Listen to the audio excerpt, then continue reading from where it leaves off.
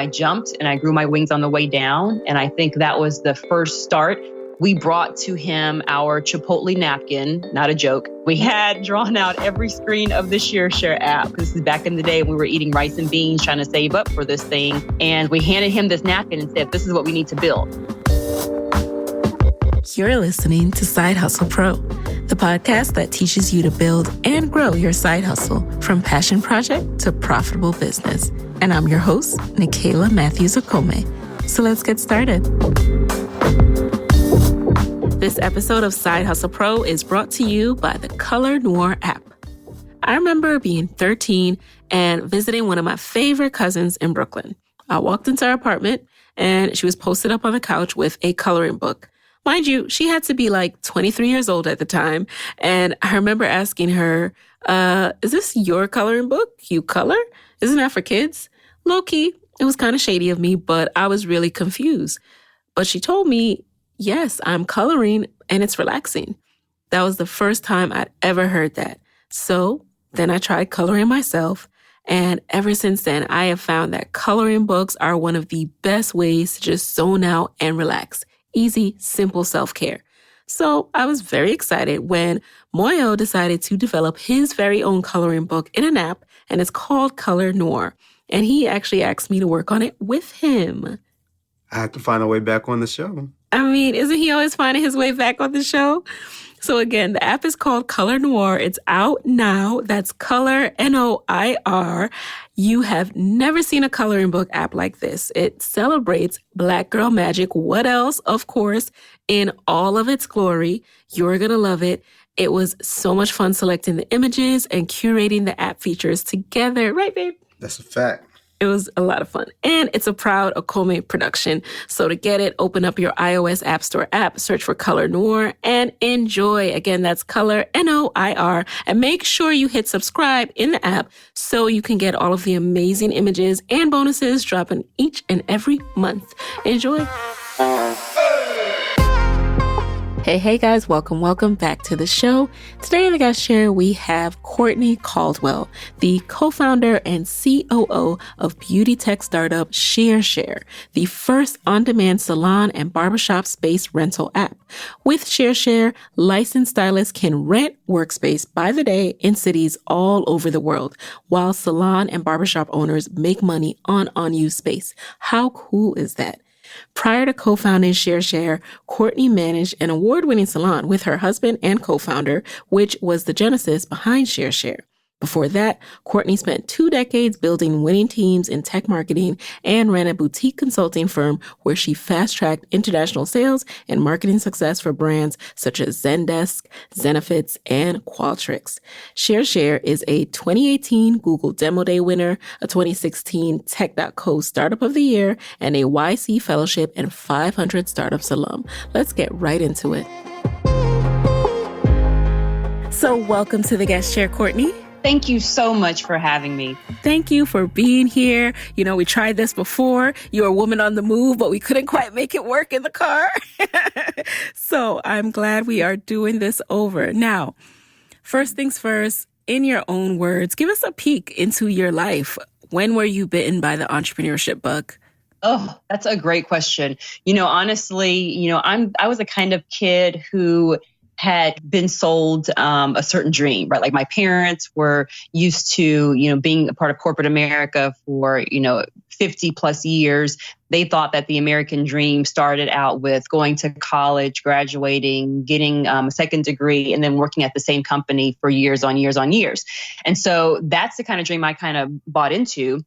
But then once I graduated with my bachelor's in marketing, then went back to school to get my MBA in marketing, and then actually used my degree in the 20 plus years that I worked in corporate America, I ended up hitting a wall. I had become the head of marketing for a company, and I looked up and said, I thought this was what I wanted, but now that I'm here, what now? And so I was talking to my husband about what my next move was going to be. And I thought about consulting and kind of kicked that around a little bit. And he said, you should definitely do it. You have the great contacts. Anyone you worked with in the past is going to say yes, at least just try it. And so I did. I jumped and I grew my wings on the way down. And I think that was the first start to me understanding what this world called entrepreneurship really meant. And so that was a great segue into ShearShare when we started that less than 2 years later. Oh, wow. So your initial career path, you worked in marketing. Was that in any particular industry like tech or? It was in tech, exactly. So I worked at Oracle. I used to run Oracle's digital strategy and innovations group worldwide, had P&L across 5 continents. Before that, had worked at a customer experience software company. Before that, had worked at a marketing automation software company. So always tech, always B2B. Okay, so you were engrossed in that world. And when you say you took the leap, grew your wings on your way down, was this into marketing consulting, freelancing? That's right. Yeah. So I had no idea about, I was just so used to when you get a job, right? Yeah. You show up on the first day and they give you a computer. They hand you everything. Right. They give you corporate card. They tell you how many weeks of or remind you rather, how many weeks of vacation you negotiated, what your pay is going to be. You hand them a bank account and the check just shows up. It magically appears every couple of weeks. And so when I first thought about starting my own thing, I was like, well, where do I get all that? Like, where do you start when you start thinking about, well, how much are you going to charge now by hour? You know, what really is your value and what's your worth? And then what about health insurance? Like someone usually hands me a card and I check a box and I magically get to show up at the doctor's office and hand them a card and pay a copay. So like, what happens now? I mean, just every question. When you're starting from nothing, I had to ask of myself. And so that was really the experience I had about, jumping and having to grow my wings. You had to figure it out. Right. And how did you figure it out? Because that's something I consider too, doing marketing consulting at first. And I just was like, how do I even gain clients? Who do I work with? How do I keep long-term contracts? How did you navigate that whole thing? So luckily, my very first client was a mentor of mine. She was the VP, the global VP of marketing at the company before Oracle. And so I went back to her. Her name was Danny. And I went back to Danny and said, hey, Danny, I know you're taking on a new role at XYZ company. If you could use any help, I'm here. And she said, well, actually, I do have a project that, the other team members have other competing priorities. It'd be great if one person could kind of knock it out. And I know your work ethic. I know your work product. Let me just go ahead and hand it to you.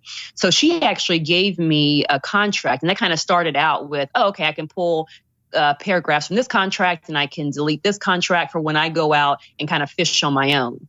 And then my second project was another, actually, who was head of sales, another CSO who I worked with previously at another company. And again, he had handed me a pretty tight contract and I would just learn as I went. I would pull from here, I would add there, and then I created my own long-term contract. But then thinking about like the various tools that I wanted to use, some projects would give me their devices. So I would have to use their laptops to do their work. Others would say, whatever, laptop you use, that's your machine. You choose to do that. Had to figure out how to go get insurance, for the work product that I was putting out. Didn't realize I needed that when I was first doing the work. And so I learned as I went. There's really no blog post. There's no book. There's no XYZ for dummies that's going to prepare you for Yes, how to start consulting on your own. It's a process, but it really does start with that first. Okay, I'm going to fumble for a bit and figure this out.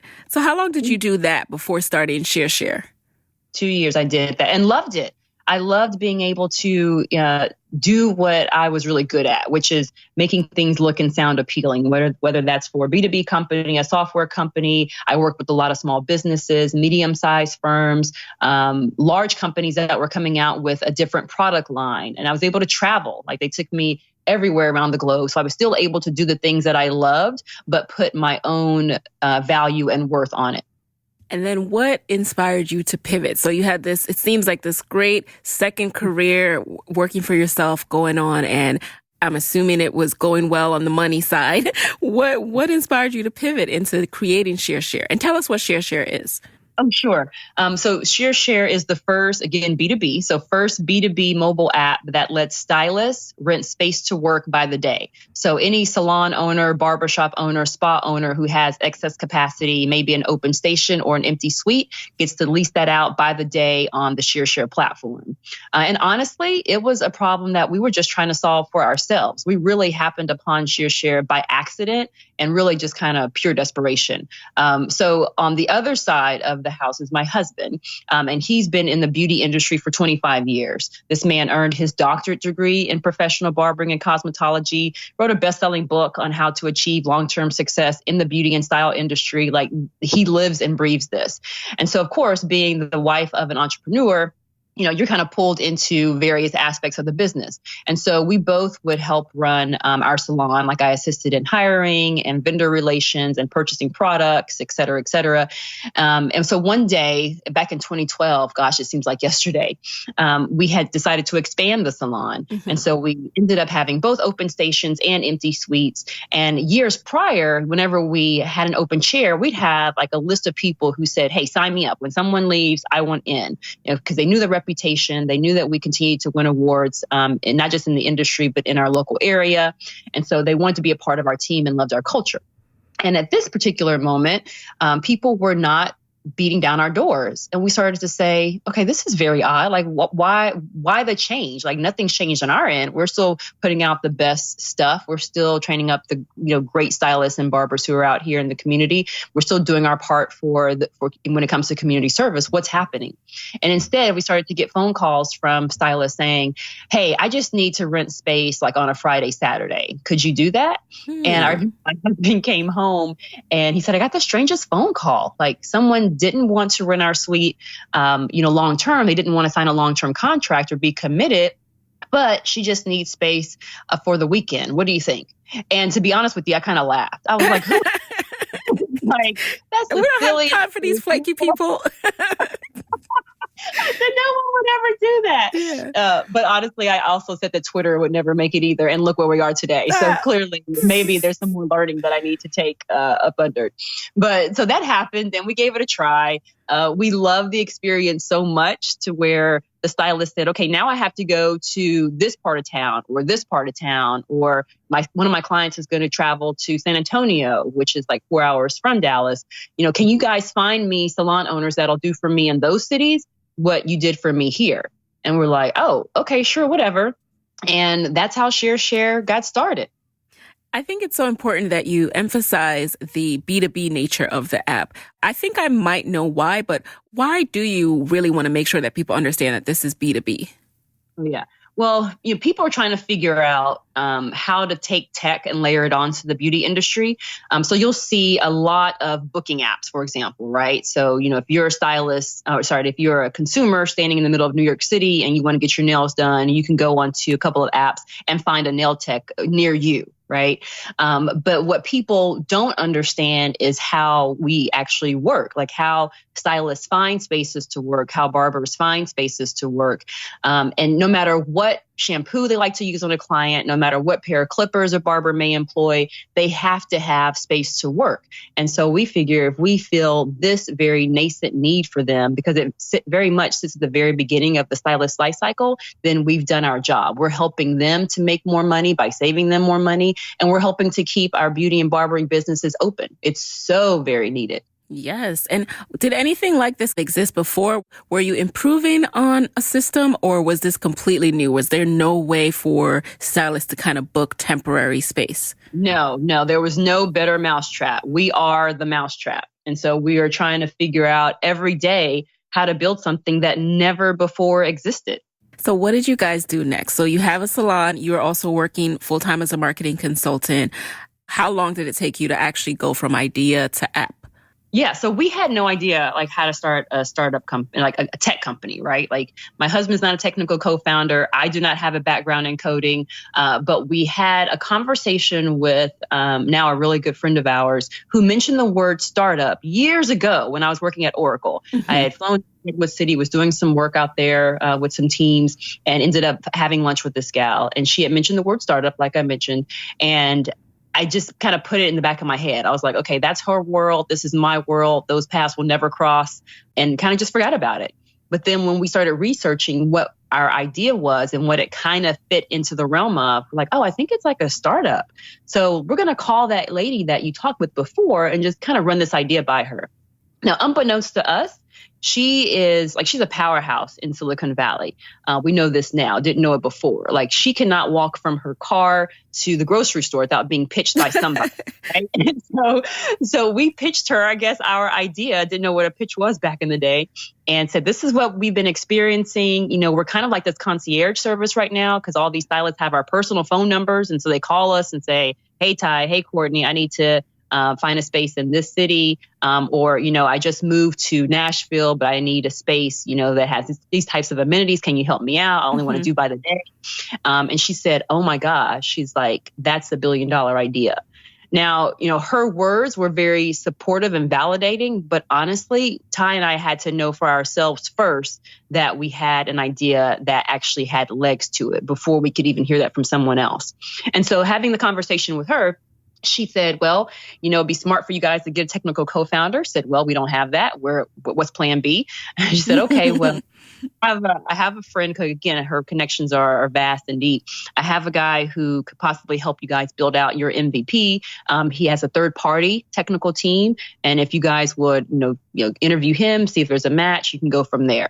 And that's how we built out the first version of our MVP. So that guy, was he an engineer? Who was he? Yeah, he was a businessman. So he had been an entrepreneur many times before, and he was a great purveyor of engineering talent. So he didn't code himself. He didn't dive into the code and build out ShearShare. But we brought to him our Chipotle napkin, not a joke. That had drawn out every screen of the ShearShare app, because this is back in the day when we were eating rice and beans trying to save up for this thing called ShearShare. And we handed him this napkin and said, this is what we need to build. He was like, okay, great. I have engineers who can do this. And so we just helped him understand the bigger vision, what the minimal transaction was going to be on the app, what the stylist expected to see, what the host or salon owners expected to see. And then he and his team went out and built it and came back to us with a very rudimentary product that could at least accept credit card information. Okay.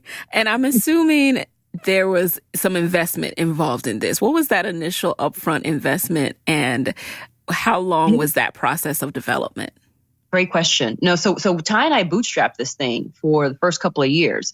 We didn't know that there were people out there who would give you money to go live your dream. We didn't know that there were programs out there that were called accelerators or incubators that would invest money for a certain percentage of your company. And so we just did what we knew how to do as entrepreneurs. And that is, if you have a dream and you want to try it out, you just got to pay for it. And so, like I said, we were eating rice and beans. We were doing everything we could to build up that savings account. And we pretty much gave all of that to the third-party engineers to go build up this MVP. Wow. It was a couple of years later, that we came across an incubator program or accelerator, and first did Y Combinator Fellowship, which was their online program that came with a $20K grant. And then we went to TechCo Startup of the Year.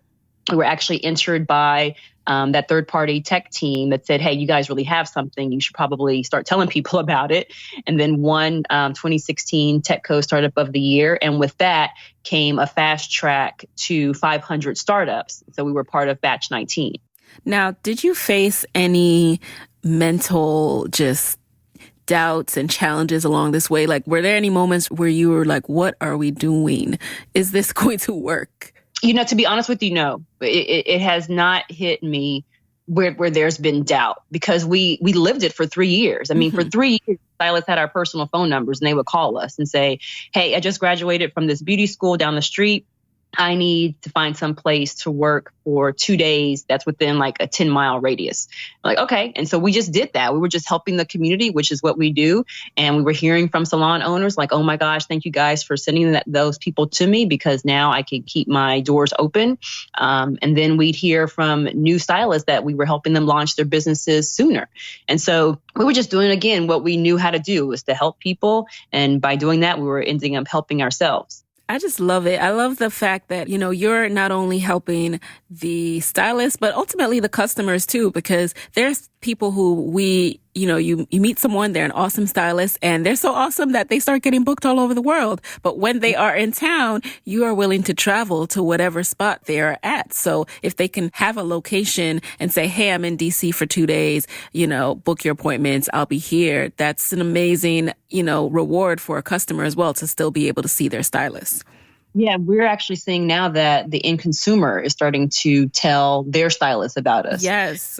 Which we didn't expect before. But, the vast majority, like 90% of the bookings on the ShearShare app today are within like a 10-mile radius. So it's people who are looking for space near them, but maybe their client is, 30 minutes away. And instead of having to fight traffic, they are now able to find space near that person to get his or her hair done. Okay. And so saving them tons of time, tons of headache, and tons of money. And everybody's happy, right? The salon owner's happy because they get that empty chair. The stylist is happy because they're only paying for space to work when and where they need it. And definitely the consumer's happy because they don't have to worry about, I have to, have competing priorities with soccer practice and putting dinner on the table. Like they can get their services done near them immediately. And so, everybody's happy.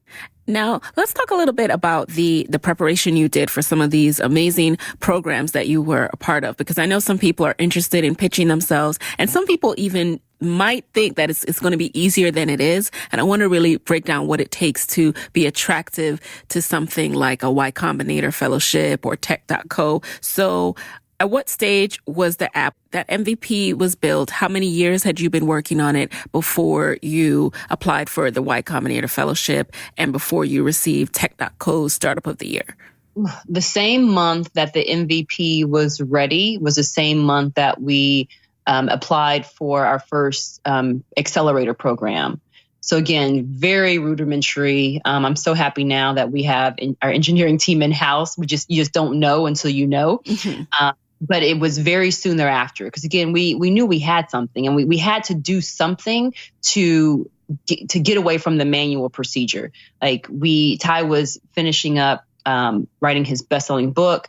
I'm still traveling around and it was getting to be way too much. And so we tried to Google, what it is that we were doing. And that was the aha moment for us. We're like, oh my gosh, we can't find anything that does what we were going to do. Because in all honesty, we were going to push people towards whatever app we found. Right. Like, go download this app. It does exactly what we do. And we couldn't find it. And so that's why we knew we had to build it. But so that first month, one of the first things that people ask you when you're applying for any kind of program, pitch competition or accelerator or incubator, they say, okay, well, describe in one line, like what you do, like what's your bigger vision, but kind of really take it down to like the brass tacks. And so for us, I don't think we've ever changed what we've said in the very beginning because we did a lot of work to make it super simple. And we had to, right? Because, the people, the community that we serve is we cannot make it difficult to understand. Like what we help you do is save money, right? What we help the salon owner do is make money on empty space. Like at the end of the day, we're monetizing excess capacity, much like an Airbnb, much like an Uber. And so just talking directly to our community really helped us refine what the message was back to the investors. And so that was thing number one for us. Again, we didn't know that we were coming up with a pitch, quote unquote. We were just trying to make the explanation of what this new thing that's never existed before actually did. Okay. And is that what motivated you to join these programs? No, the money. I can be honest, like rice and beans, it's only good for so long. Yes. But it was not just the money. I say that in jest a little bit. That next level of help. It was the money and it was the help, right? So we did not know what a tech company looked like. You hear about Facebooks and you hear about the Apples of the world, and Instagram, but to actually build one from nothing, like, okay, well, who knows about this? Same question we asked ourselves when we said, this sounds like a startup. Who do we ask about that? Mm-hmm. Like Ty and I have no problem asking questions that we don't have the answers to try to get as much knowledge as possible.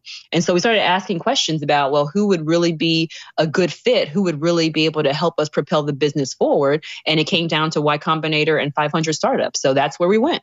Okay. Now, Tell us about ShearShare before these accelerator programs and after. What was that next level you were in, and what did you do next?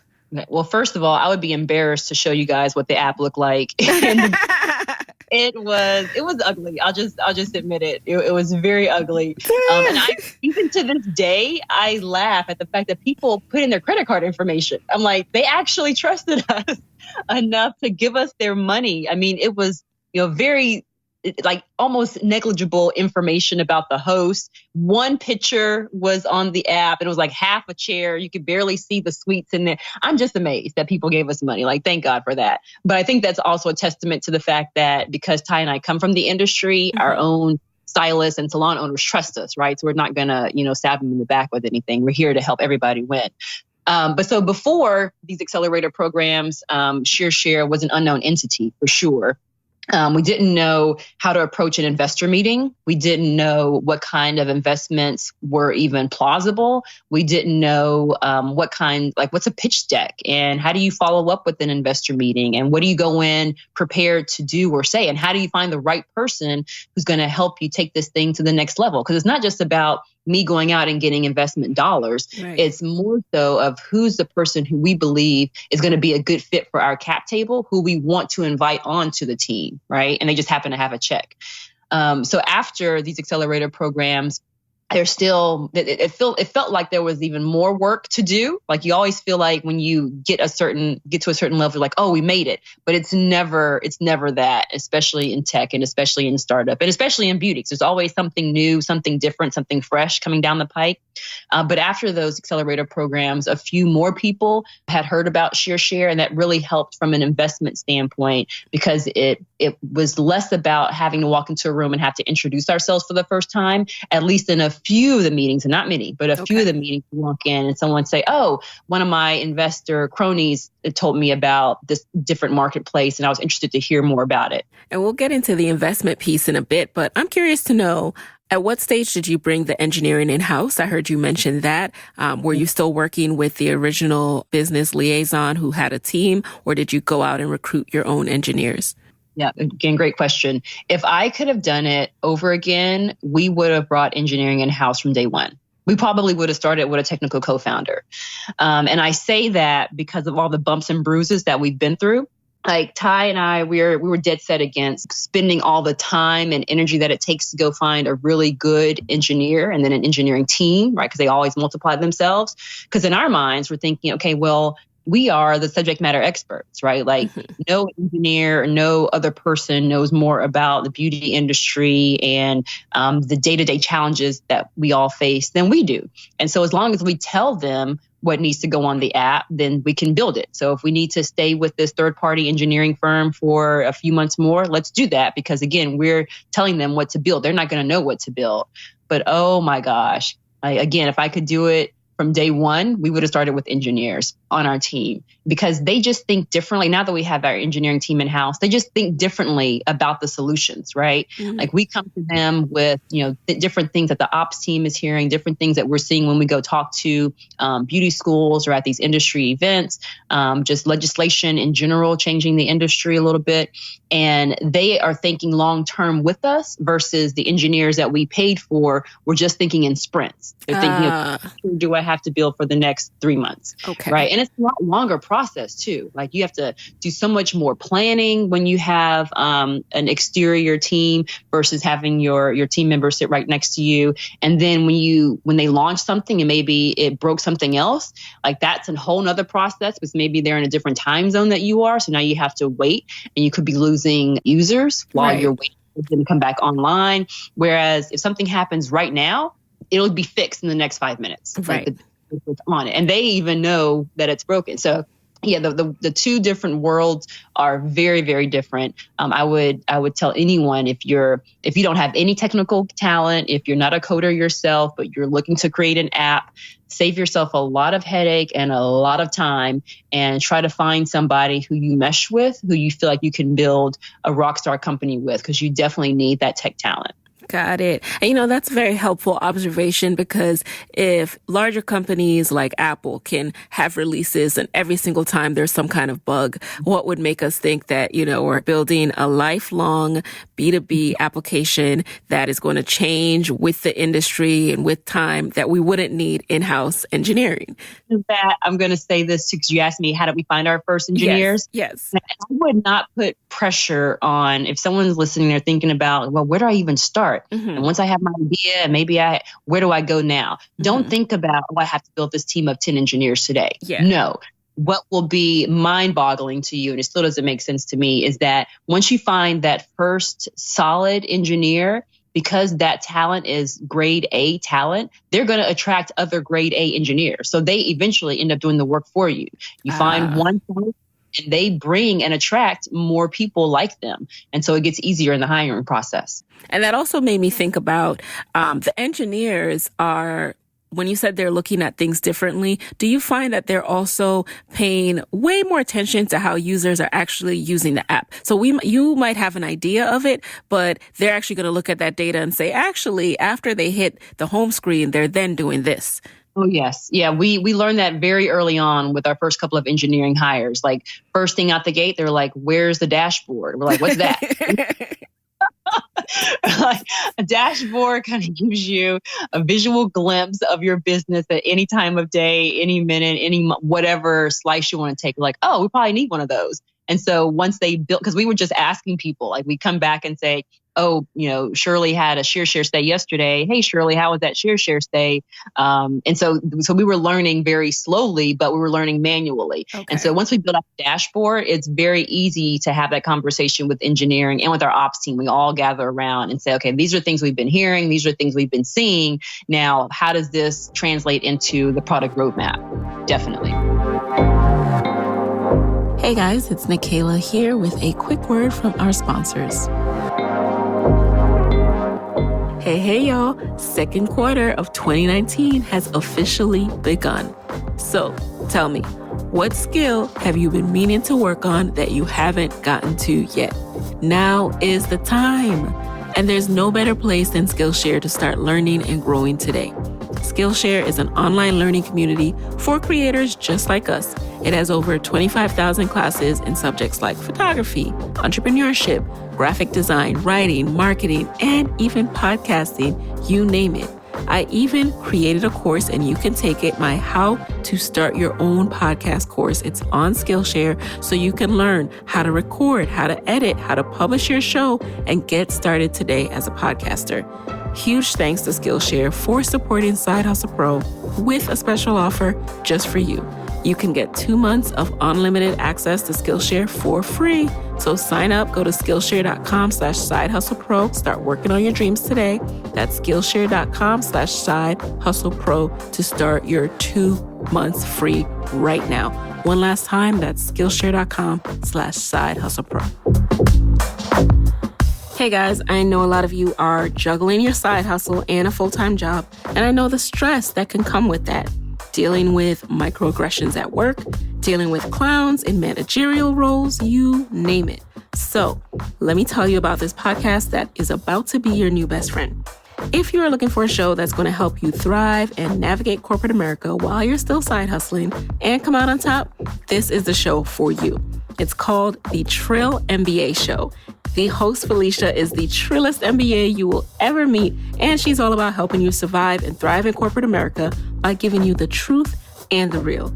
It's like The Read meets Oprah's Super Soul Conversation meets church. Felicia openly shares her own journey. Not everyone does that. She shares her real journey, including her layoff, her tough work conversations, plus features expert guests to give you real strategies to overcome career hurdles. So just search for the Trill MBA Show in your podcast app. It's available everywhere you listen to podcasts, and make sure to subscribe so you don't miss an episode. Now, let's get into investment a bit. So you and Ty have gone through the process of raising money for your business. Talk to us about that process. Let's go through this. Number one, why did you decide to raise?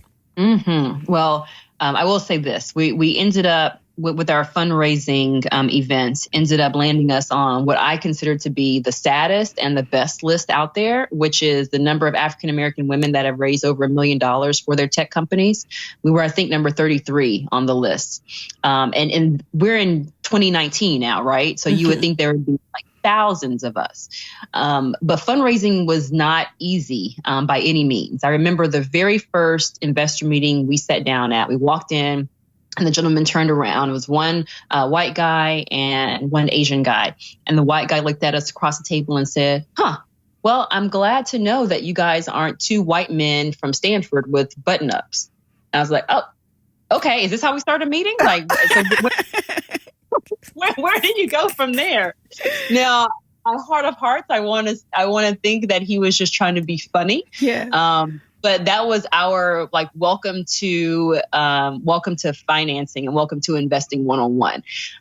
So investing for us, once we decided that we were going to finish out, with the bootstrapping, we were going to move away from, the accelerator program. So we had done the top 2 in the nation. Where do you go from here? Now we could have gone back and just said, well, we're going to build with the revenue that we bring in every month. We just know it's going to be a little bit slower, but we wanted to run faster, which meant that it made sense for us to go out and do VC funding. Now, today, there are a lot more different options out there. There's crowdfunding. Dawn Dixon of Popcom just raised over $1 million with her token, Secure Token. So there are a lot more ways now that you can get funded. And we did a little bit of a hodgepodge. We first realized that we can go out and win these pitch competitions. That's free money. It usually comes with no equity requirement from your company. So if you win a $25,000 pitch competition, that's $25K that rolls into your bank that you can use to grow the business. But then when we went out to VC for venture capitalist funding, it took us 13 months to generate in a closing of 13 weeks. So 13 months of meetings. And then in the last 13 weeks is when all of it kind of fell together, which was crazy to me. Some people can, draw an idea on the back of a napkin and go talk to 3 people and get $5 million. That was not our story. We're first walking into rooms with people who not only do they not look like us, but they don't understand the beauty industry. Many investors pull money out of their pockets and invest in things because they use them themselves. So it's easy to paint the picture of Uber or Airbnb or Uber Eats or whatever the case is, right? It's harder to say, okay, well, this is the beauty industry and this is how this works. And so they don't have anyone to go talk to in many cases. They can't say, oh, well, I want to ask my wife about this, or let me go ask one of my other investment friends about this, because no one has that kind of deep knowledge and experience than we do. And so walking into those rooms, having to have a very simplified message, having to have a very tailored message, and then having to talk to them in terms that they understood.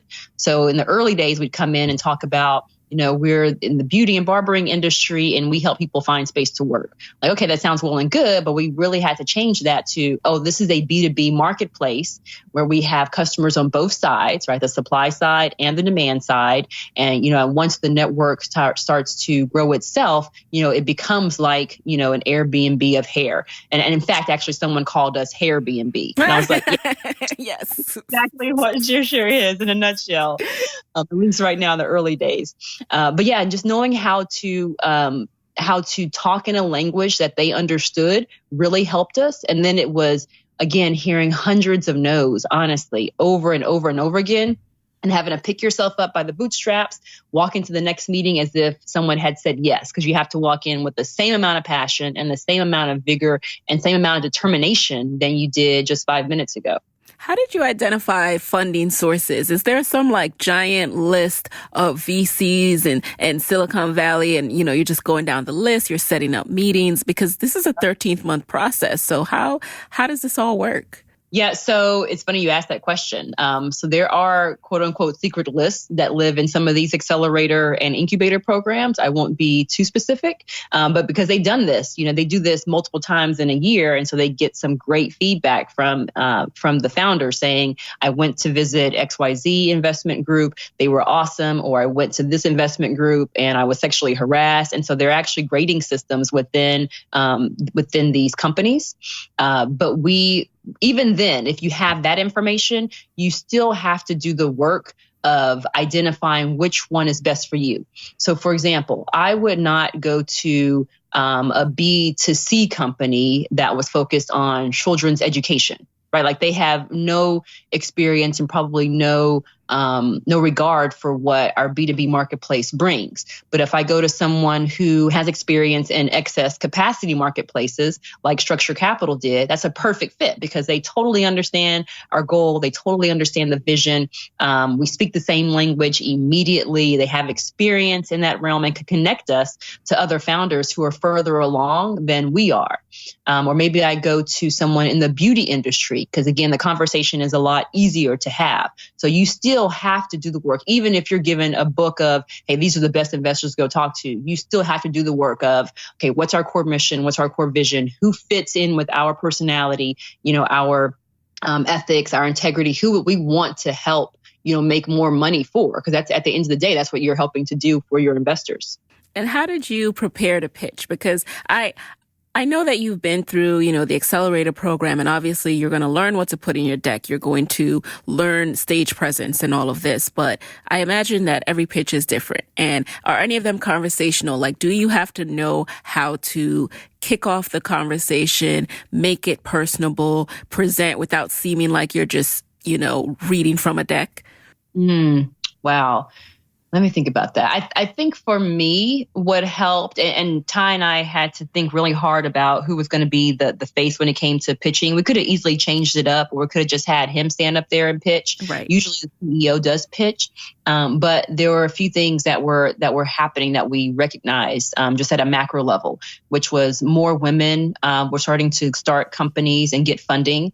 There were fewer Black women entrepreneurs, and so we wanted to use that to our advantage, like to stand up and say, oh yeah, we exactly are unicorns. We're even more than that. And so I remember our first pitch was for TechCo. It was in the semifinals. And we were, again, just doing what we knew how to do. Me working in marketing for 20 plus years, my husband, having to, teach classes, and as an educator, as he is in the industry, we would just use each other to get feedback off of. And so I was used to standing up in front of large groups of people and sharing ideas, usually just reporting on metrics, right? Not kind of pitching. But we just painted a story and we tried to make it super simple and super easy. What we did take away from those incubator and accelerator programs was that you got to focus really on 5 things. If you hit at least these 5 things, the questions will probably be a little less after your pitch. And that is, you got to talk about the problem that you're trying to solve. Talk about the solution and how you've come up with the best thing next to sliced bread.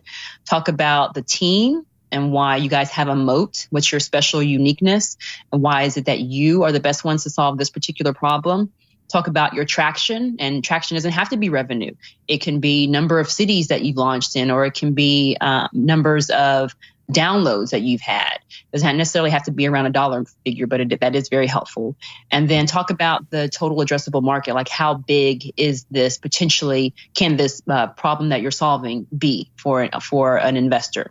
And so we figured if we hit on those 5 things constantly and kept saying the same thing over and over again, tweaking it a little bit from pitch to pitch, then we were going to win out. And so again, we in our script writing, it's very conversational. It is, hey, here's the problem. This is who we are. This is why we're the best at it and why you should definitely bet on us. And then give them the opportunity to think about it and ask, follow-up questions. I love that. I think that will be very helpful for everyone listening who is preparing to go down this path, knowing those 5 things, and I'm sure it will be reinforced as people join programs. But curious about that last piece, identifying your market size. How did you guys go about doing that? We had to go backwards. So, there's nothing out there. Like we couldn't say, the sharing economy industry for car rides or for hotels is this big, because people have already done the work and they've already estimated that. We had nothing. And so we said, well, gosh, how do we even put a price tag on this? We knew a couple of data points. So we knew what the average price per day on the ShearShare app was. We knew on a broader scale what percentage of salons and barbershop space lies empty every day. We knew how many licensed cosmetologists and barbers there are in the U.S. And we knew how often new salons were rolling on and how many were closing. And we also knew how many salons and barbershops existed in the U.S. And so we just backtracked and did some back of the napkin math. And that's how we came up with our total addressable market potential, which I still think is super small compared to what it can be.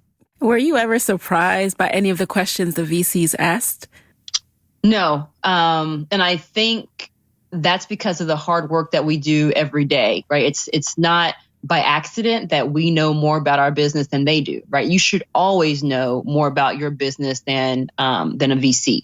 Now, granted, some VCs, if you come in and you say we're the Uber for dogs, right? Or we're the whatever, and they've invested in Uber, they're probably going to have some really good questions because they kind of been through the rigmarole a little bit. But in general, no, we always know more about our business than an investor does. We're helping to educate them, which is a good thing. And then if they, again, have experience in a marketplace maybe or B2B, something similar to what ShearShare does in servicing this particular community, then they're helping us a little bit. But no, at the end of the day, we always have more information, more metrics, more data. I mean, we're coming up with data that's never existed before in our industry. Like nowhere can you go with Google and say how much is the average salon space by the day. Like we came up with that search term didn't even exist before on Google, and now people are searching for rent barbershop space by the day. And what comes up first is ShearShare. So we're creating data that's never been accessed before. Love it. Are you still a marketing consultant? Do you guys still have the salon? If not, when did you go all in? Oh gosh. No. So no, there's no way. There's no consult and do ShearShare. It's just no. We have a team of 11 now, and that own unique challenges, which I am totally in love with what we're doing, and how we're giving back to help shape the American economy and help make sure that people who choose this industry have every tool that they need in order to be successful. Yeah, there's no way. There are not enough hours in the day for just ShearShare. And I can't imagine trying to do this and something else. But I went all in 2016, which is when we came up with our MVP.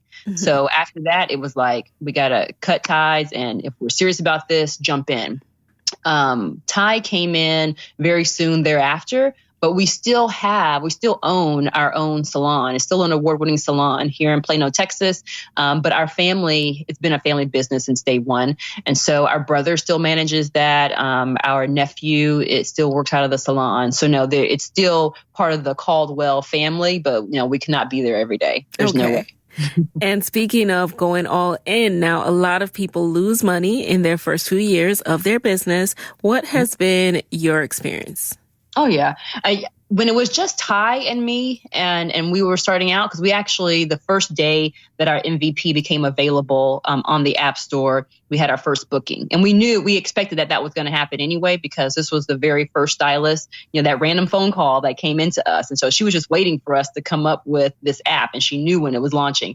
So actually the first day that we launched the app as our MVP, we had our first booking. And so it was easier when you only have a team of 2, right, to manage the income and the outgo. And so we were making a little bit of money month over month. But as you start to hire and as you start to scale, that requires more investment in headcount. I'm so very happy that we have the best team, I feel, in all of tech. Because in the early days, there were so many different headaches that Ty and I went through. Like how do you do this? And how are we going to find time to market this? And who's going to do the books this month? And then who's going to make sure we file taxes? And that's just the back end stuff, right? That's not even just like customer support and answering customer questions. And so when we started hiring, things became a lot more bearable and a lot easier. So we were able to, yes, lose money, but it's in a good way. And the investors that we have on our cap table, they understand that this is not their first rodeo. They actually want us to spend the money and spend it smartly, but in making sure that we are able to scale. So that means for us, making sure the product is A+, making sure that we're attacking the market. And we own the market, right? So no incumbents can come in and say they do anything that we do better than ShearShare, and that we hire the best people. Because if you have those foundational aspects in place, there's nothing you can't accomplish. And how has it been to raise awareness of the app, to market it so that there are more stylists using it? Yeah. Yeah. So about 40% of our users come to us by word of mouth.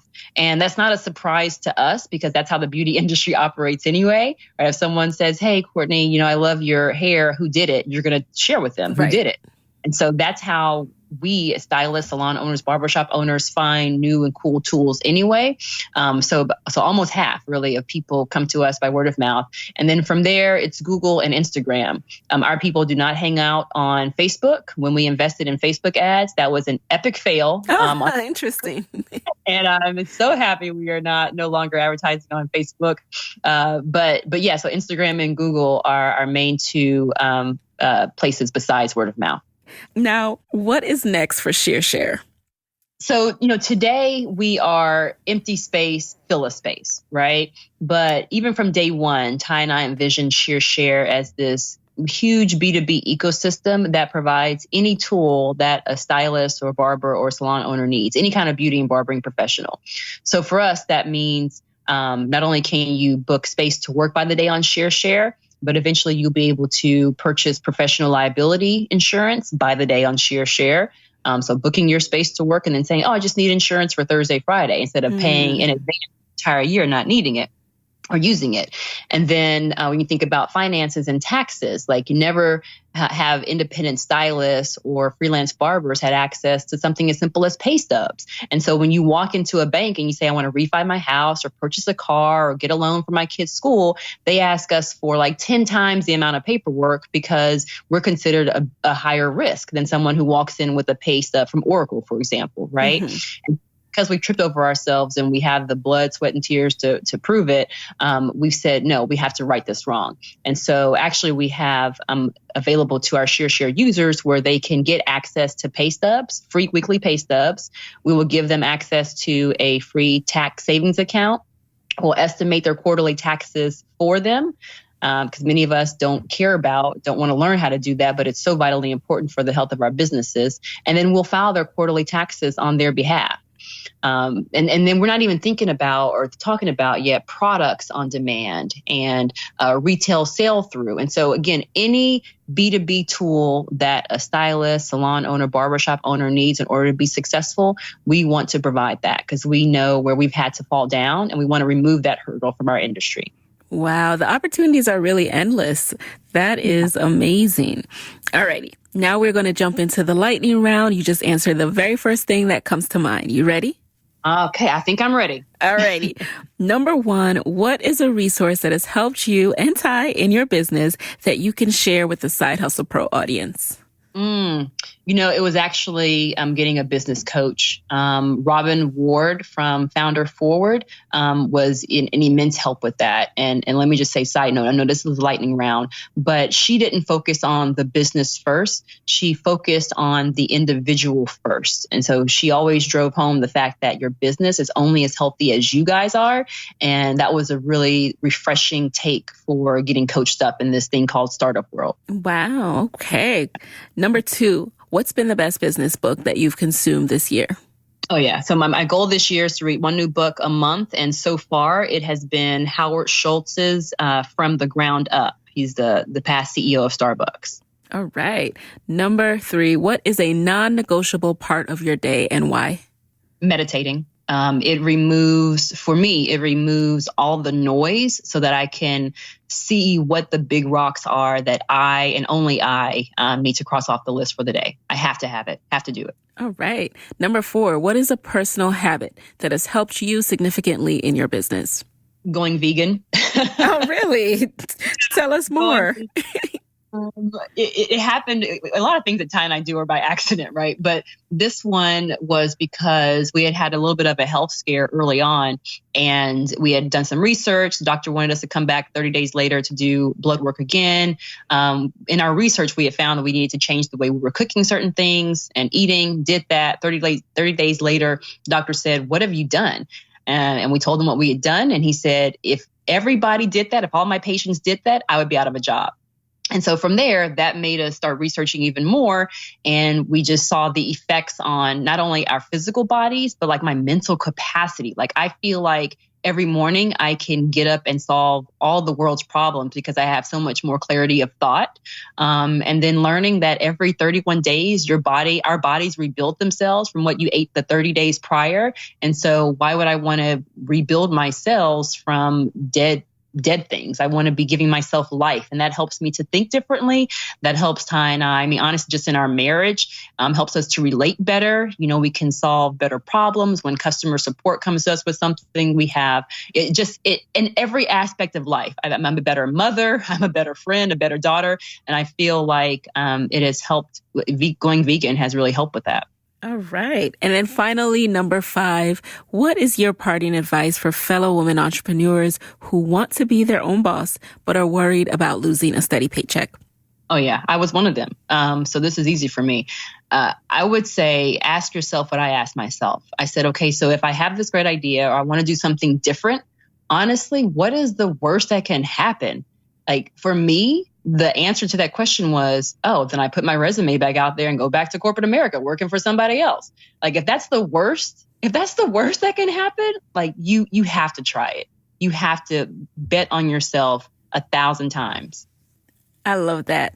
And now, where can people connect with you and Ty after this episode? Well, I'll just go ahead and share my personal email. It's Courtney@ShearShare.com. If you guys have stylist friends out there, or maybe you're a salon owner yourself, please go to ShearShare.com to get access to not just the free app, but tons of helpful articles and tips. Again, things that we've suffered through in our lifetime, having beauty feed our family for the last 25 years that hopefully are a help to you. And then again, the app is available on the App Store and Google Play for free. And you guys can follow us on Instagram @ShearShare. All right. Thank you so much for being in the guest chair, Courtney, for being generous enough to give out your personal email. Don't complain to me afterwards if you get too many emails. So thank you so much. Not a problem. Anytime. And there you have it. Hey guys, thanks for listening to Side Hustle Pro. If you want to hear more from me, head on over to sidehustlepro.co/Side Hustle Corner to get my weekly Side Hustle Diaries chronicles about my own journey from passion project to profitable business. And if you want to find me online, I'm @Side Hustle Pro on Instagram, Twitter, and Facebook. Don't forget to join the Side Hustle Pro Facebook community. Go to sidehustlepro.co/mastermind. And as always, if you love the show, do me a favor and subscribe, rate, and review on iTunes. Thanks, guys. Talk to you next week.